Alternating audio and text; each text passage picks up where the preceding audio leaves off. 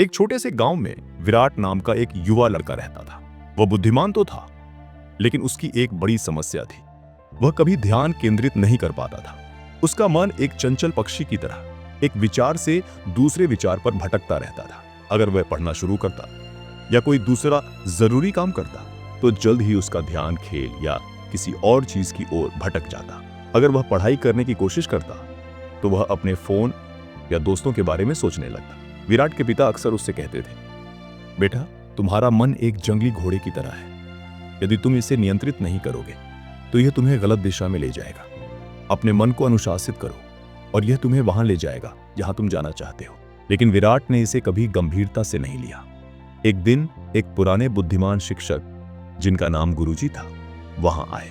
वे युवाओं को सफलता प्राप्त करने के लिए प्रशिक्षित करने के लिए जाने जाते थे। विराट के पिता उसे गुरुजी से मिलने ले गए और अपनी समस्या बताई।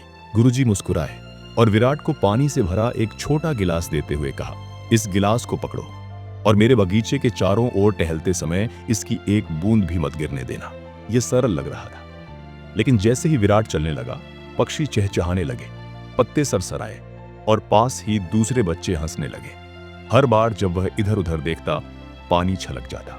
जब वह वापस लौटा तो आधा गिलास खाली था। गुरुजी ने पूछा, तुमने इतना पानी क्यों गिराया? विराट ने उत्तर दिया, मेरा ध्यान भटक गया था। गुरुजी ने कहा, यह गिलास तुम्हारे लक्ष्य की तरह है और पानी तुम्हारा ध्यान है।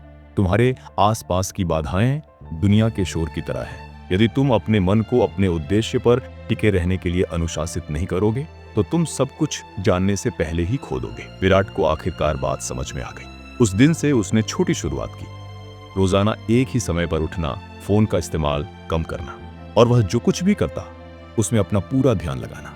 उसने अपने मन को शांत और स्थिर रखने के लिए हर सुबह कुछ मिनट ध्यान का अभ्यास किया। शुरू में यह कठिन था, उसका मन अभी भी भटकता था, लेकिन वह उसे बार बार वापस काम पर खींच लाता। दिन हफ्तों में बदल गए और धीरे धीरे विराट ने एक बदलाव महसूस किया।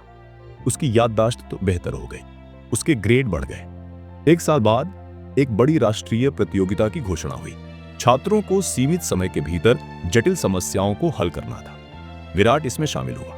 प्रश्न कठिन थे और कई छात्र घबरा गए, लेकिन विराट शांत रहा। उसने एक बार में एक ही प्रश्न पर ध्यान केंद्रित किया, ठीक वैसे ही जैसे गुरुजी ने उसे पानी के गिलास के साथ सिखाया था। जब परिणाम आए तो विराट को विजेता घोषित किया गया। हर किसी ने उसका उत्साहवर्धन किया और गुरुजी गर्व से मुस्कुराए। विराट ने साबित कर दिया था कि एक अनुशासित मन प्रतिभा, भाग्य या बुद्धिमत्ता से भी अधिक शक्तिशाली होता है। तब से विराट अपने गांव में उस लड़के के रूप में जाना जाने लगा जिसने अपने मन पर विजय प्राप्त कर ली।